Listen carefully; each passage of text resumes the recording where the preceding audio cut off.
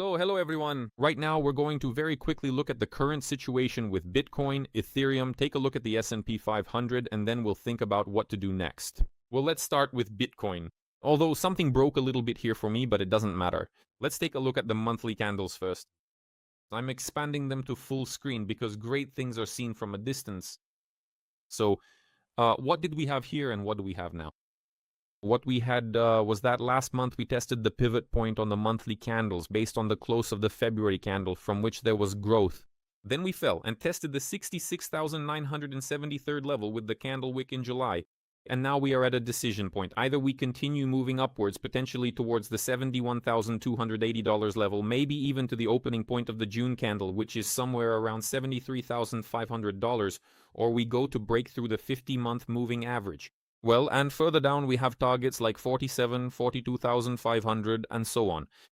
So, well, the support at 58,740 has already been tested, which means, in a way, a move below it is expected. And there is nothing lower and nothing closer than $47,100, no matter how you look at it.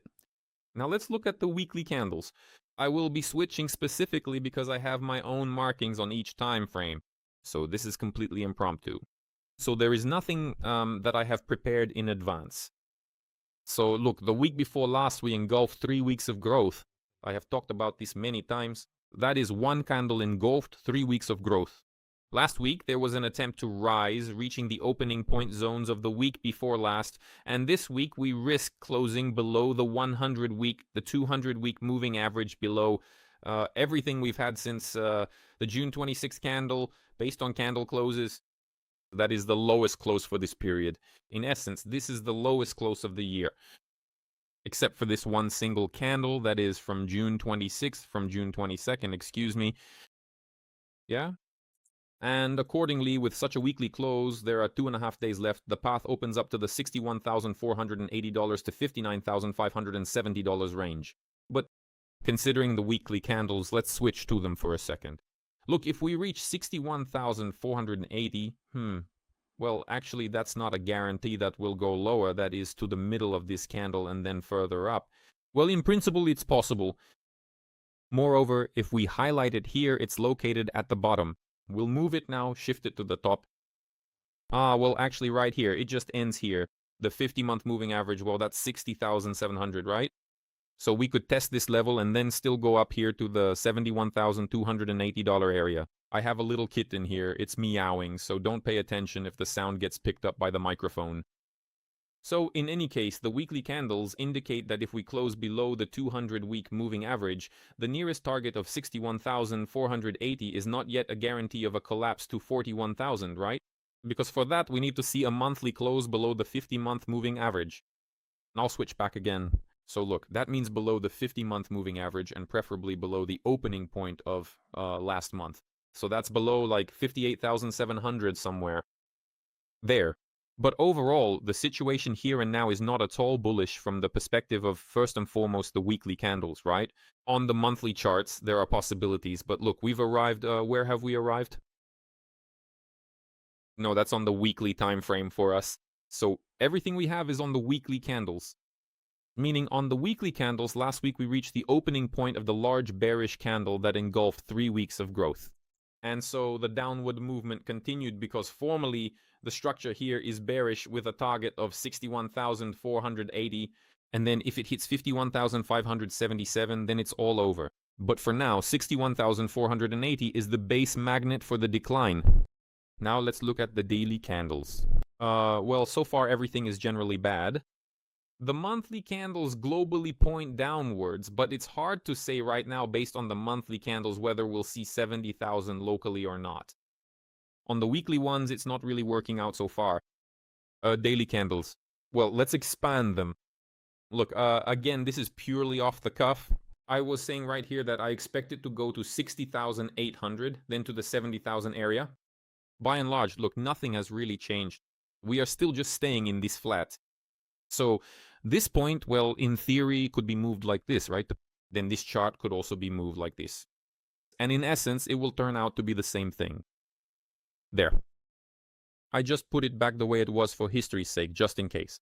But here, the dynamics of the overbought, oversold indicator are pointing downwards. The 50-day moving average has been broken at the moment, yes, but we don't know how the day will close. Yes, we have approached the point of the lowest close, which was in February, when we went to 60,000, I think. Or how much was it? Oh no, that wasn't... Yes, it was exactly 60,000. Exactly 60,000. But the close of the red candle was at the level of 62,909, where we are right now. This is key support. The next intermediate support is 62,290. And finally, the next one is 60,800, where I was expecting it even. What date was that? Well, around August 2nd. At that moment, I was doing an analysis expecting a decline, to 60,800. So far, nothing on this chart points to growth. As soon as we see a reaction at 62,900, if we see it at all, an engulfing pattern, a consolidation above the 50-day moving average, then yes, we can talk about something. For now, it's just straight down here. Now let's look at what? Well, we won't examine it in such detail now. On the 12-hour candles, we already have strong oversold conditions, but nothing indicates a stop to this movement. Quite the opposite. A move to this point is begging to happen. That's $62,500, and right here is 62,330 something. Well, that is a move lower, let's say, not 62,890. A move lower is expected. In an hour and 36 minutes, it's unlikely we'll jump above the 100-period moving average, and that means the average has been broken to the downside with a significant margin. It's the red one on the chart. Let me zoom in a little. Well, that means we are heading to the nearest support, and that is either this point at 62,500 or this black one at 62,334.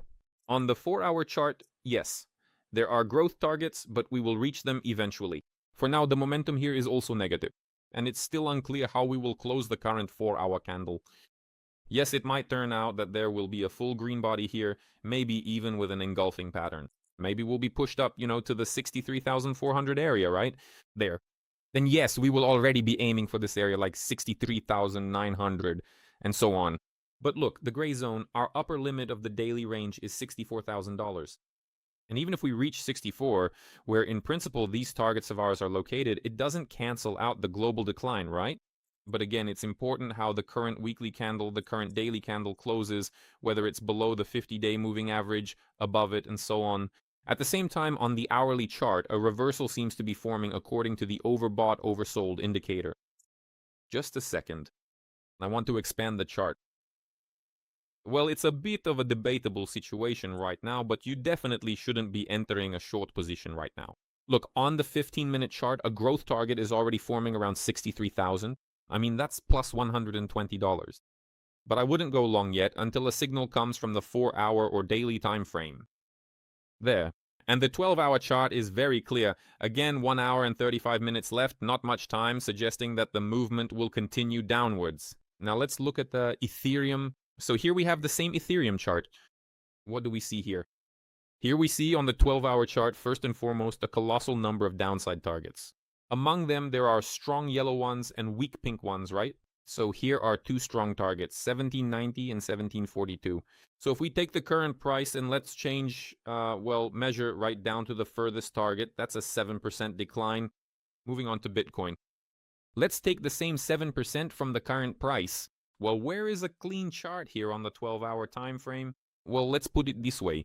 It's not a given that Bitcoin will drop by 7%. Well, 7% is $58,300, and that is already almost, you could say, a guaranteed break of the annual low, right? Okay, everything is more or less clear with that. Our annual low is right here at 57,800. Let's return to Ethereum. My cat is distracting me a bit. He keeps meowing. He wants me to open the door and let him out of my office. So what do we have here? There is no oversold condition on the daily Ethereum chart, none on the 12-hour and none on the 4-hour. And overall, the trend is still negative for now. Look, we also broke through the 200-period moving average on the 4-hour chart here. We are hovering along the 100-day moving average on the daily time frame. And we have, well, if you look from a close, very close distance, this yellow target here. Yes, we approached it closely, but technically it hasn't been fulfilled yet. Which means we still have a number of magnets, even on the daily candles. There. And $1,670 and somewhere around $1,780 and, well, $1,850. Not that far, but the target hasn't been fulfilled, I emphasize. Well, in general, that's all for now. At the same time, note that, yes, there are just a bunch of growth targets on the weekly time frame. Yes, last month or in the last month, we closed above the 100-month moving average, and potentially we can go to the 50-month one, 2400, which in general coincides with these targets. But so far, a technical reversal to the upside hasn't happened, and we are looking primarily at Bitcoin, which means for now it's better to refrain from any actions. I emphasize I don't rule out that from the area of somewhere around $60,800 or say $62,500, we might see a reversal. When we see it, then we will talk about it. The stock market, the S&P 500 index. But there's not much point in looking at the smaller time frames here. Honestly, I would probably even remove these 15-minute, 5-minute candles in the future. Well, maybe I'd keep the hourly ones, I don't know. Yeah, so what do we see here? What we see here on the monthly candles is, look, a breakout to significantly higher all-time highs. Well, they are all-time highs, so naturally they are higher on the monthly time frame. And on the overbought, oversold indicator, which, by the way, is in the overbought zone, our high is lower. This is already a potential divergence. As soon as we see a bearish engulfing pattern here, it will be a very strong sign of a reversal. And accordingly, a break will appear on the overbought, oversold indicator.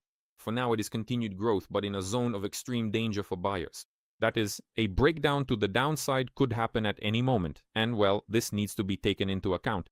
Accordingly, I recommend not making any purchases in the stock market unless you are very well informed about a specific stock.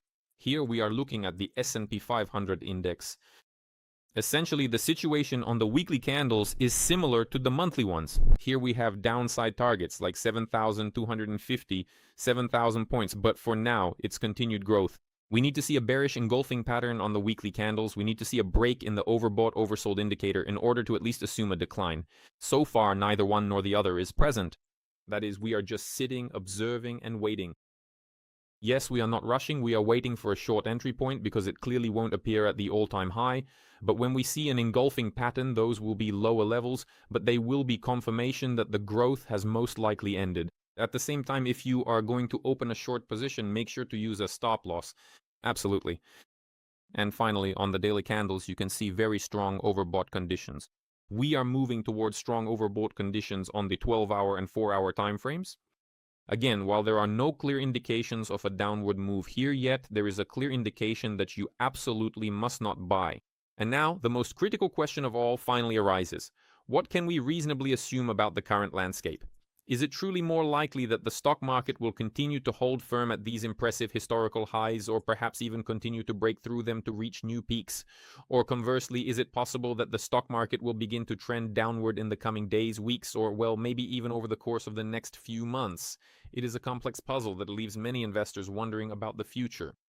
And at the same time, if we assume that we expect Bitcoin to grow, yes, to the area of, say, at least $70,000, then we must assume that the stock market will not fall. Could that happen? Yes, that could happen. But I assess the probability that Bitcoin will reach any historical highs as very low. I see the current state as a very careful, methodical sell-off, which again is a distribution, which again does not rule out drawing some imitation of vigorous activity once more and going up again to the area of that same $70,000, but with a very high probability, ultimately with or without a rise to 70,000, we will end up in the area of 40 or even significantly lower. Well, strictly speaking, I have described the current situation. Right now, Bitcoin is growing locally. Again, let's see how the 4-hour candle closes. Let's look for engulfing patterns, which aren't there yet. It is very important how the 12-hour candle closes. Although, again, even if the 12-hour candle closes red and then we pull the daily candle into the green zone, yes, with a close above the 50-day moving average, then yes, that would be a good long signal. But again, with targets where? With targets, in the 69 to 70 range. But it's too early to talk about that yet. The 12-hour candles, I'll repeat, are looking towards this area. $62,350 and a bit higher right here, $62,560. The current price is $62,905. Subscribe to the channel. Review finished?